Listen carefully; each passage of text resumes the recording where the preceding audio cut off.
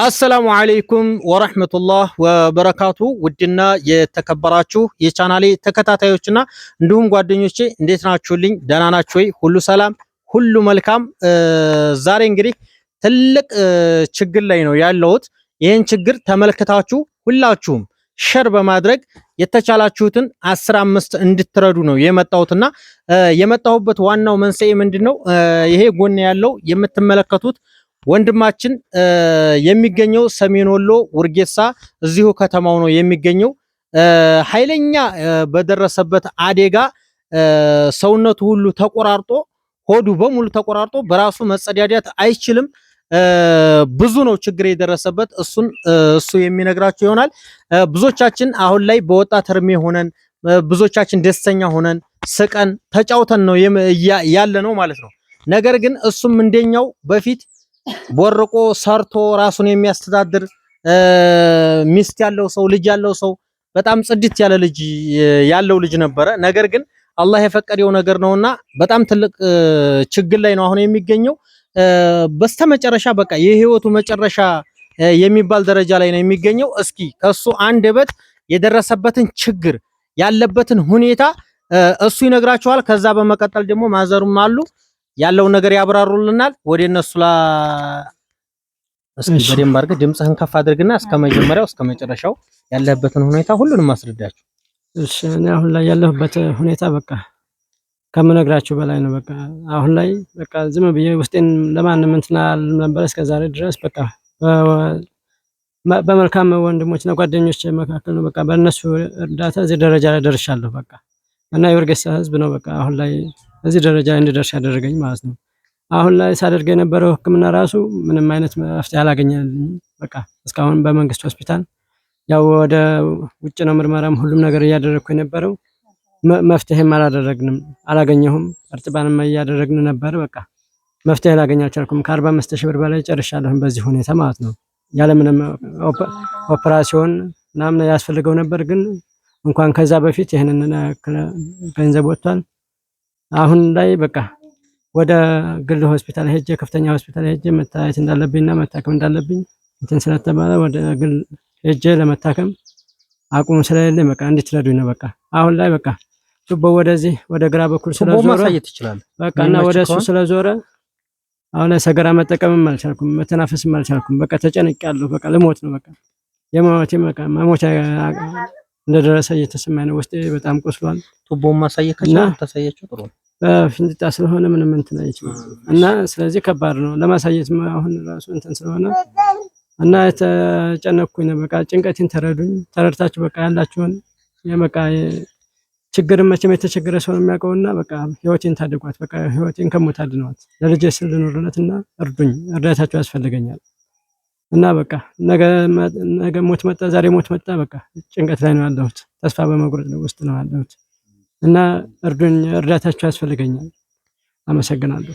እስኪ ማዘር እንደው ከመጀመሪያው ጀምሮ ስለደረሰበት ሁኔታና እስካሁን ድረስ ሐኪም ቤት የት ቦታ እንድታከም አሁን ላይ ደግሞ ያለውን ችግር ምን እንደው በደንብ አድርጋችሁ ማብራራት ከቻላችሁ እስኪ ያዟትና በደንብ አድርጋችሁ አብራሩ።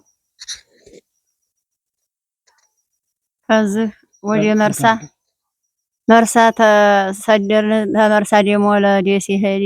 ሪፈርስ ጻፈለት። ባለኛ አቅም ወጣቱም ረዳው። እርጥባንም እሱ አደረገ፣ አልጠቅም አለ። እኔም ደግሞ እንደዚሁ ዘመድ ያስቸግሬ እርጥባን አረኩኝ። ምንም ነገር 58,000 ብር ወጣ። ጭራሽ አንድም ነገር መፍትሄ አላገኘም። ሽንት ቤትና ሰገራውን ስለዘጋው አሁን ምንም ነገር 5 ሳንቲም የለኝ። አይን እየተያየን በቃ ህይወቱን መላው ጠፍቶኛል። አሁን ወደ እናንተ ደግሞ አሁን አልሐምዱሊላህ ደግሞ የተቻላችሁን እርዱ። ልጆች፣ ወንድሞች፣ እናቶች ዋይ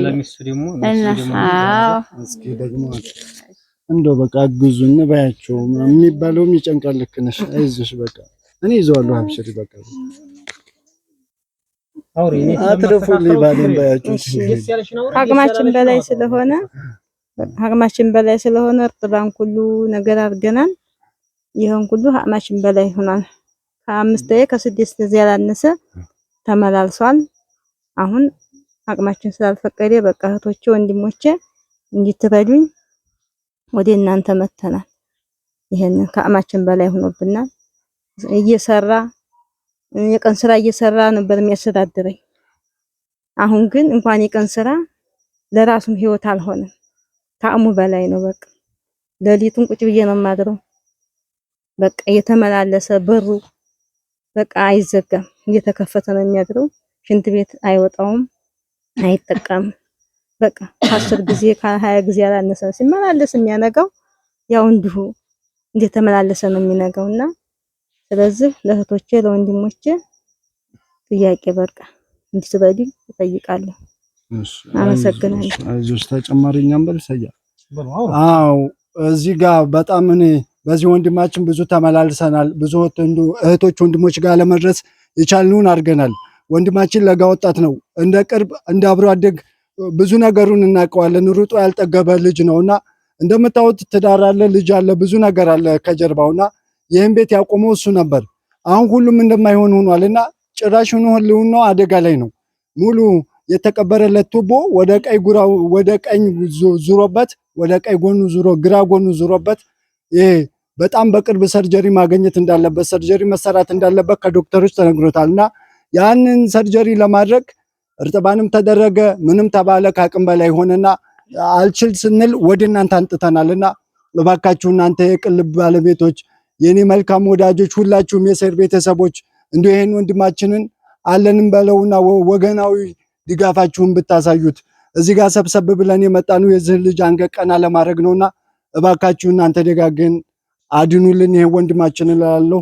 ወንድሜ እንደው የምትለው ካለ እንግዲህ አብዛኛውን ነገር ብሏችኋል ማለት ነው። መቼም ታውቁታላችሁ እንግዲህ ምክንያቱም ወጣት ሳይሆን ያረጀ ሰው የለምና ማለት ነው። የወጣትነትን ስሜቱንም ታውቁታላችሁ። እንግዲህ ወንድማችን በዚህ ወጣትነት እንግዲህ ከህመሙ በላይ ስሜቱንም አስቡት። እንግዲህ ያለበት ሁኔታ ያለበት ተስፋ መቁረጥ ማለት ነው። በወጣትነት እንደዚህ በጣም ከባድ ነገር ነው ማለት ነው። ሁላችንም እናውቀዋለን። የደረሰበት በደንብ ያውቀዋል፣ ያልደረሰበትም ቢደርስበት በጣም ከባድ ነውና እንግዲህ በዚህ ቦታ ከመሆን ማለት ነው እንግዲህ በእናንተ ቦታ ሆኖ በሺ ቤት ቢረዳ ምን ያህል ደስታ አለው ሰውየውና ጤነኛ የሆናችሁ ሰዎች እንግዲህ ፈጣሪያችሁን እያመሰገናችሁ የታመሙ ሰዎችን ለመርዳት አሰልሹ እባካችሁን። ይሄ ወንድማችን እንግዲህ ተረባርባችሁ ለማገዝ ሞክሩ። እናመሰግናለን።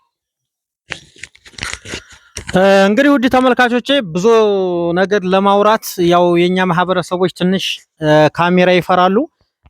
ብሶታቸውን እንኳን ለመናገር ከውስጣቸው ለማውጣት የሚፈሩበት ሁኔታ ነው እንጂ ያለው ወንድማችን ትልቅ አደጋ ላይ ነው የሚገኘው። ህይወቱ በጣም የሚያስፈራበት ሁኔታ ላይ ነው ያለው። ስለዚህ የውርጌሳ ማህበረሰብ በመርዳት አይታማም። ወጣቱ ብዙ ለፍቷል። እሱን ለማሳከም ብዙ ውጣ ውረዶችን አሳልፈዋል።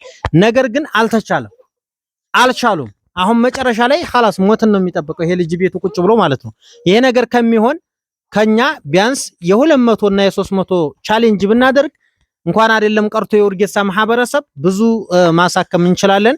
ተረዳርተን ይሄንን ልጅ በቃ መታከም አለበት ቦታ ላይ ወስደን አሳክመነው ራሱን ችሎ ቤተሰቡን ቢያስተዳድር ለልጁም ቢኖርለት በጣም ጥሩ ነው። ይሄን ለማለት ነው ዛሬ የተገኘ ነው። ኢንሻአላህ እንደምታኮሩን ባለሙሉ ተስፋ ነን። እንግዲህ ብዙዎቻችሁ የኔን ቲክቶክ የምታውቁ በቲክቶክ ነገ ማታ ላይቭ ላይ እንገኛለን። ማድረግ ያለባችሁን አድርጉልን። አካውንቱንም ከስር ኮሜንት ላይ አስቀምጥላችኋለሁ። የተቻላችሁትን እንድትነይቱለት ስል በአክብሮት ተጠይቃለሁ። አካውንቱ የራሱ ነው፣ የሌላ ሰው አካውንት አናስቀምጥም። ይመቻችሁ፣ እገዙን ማለት ነው የምንፈልገው። ሰላም አለይኩም።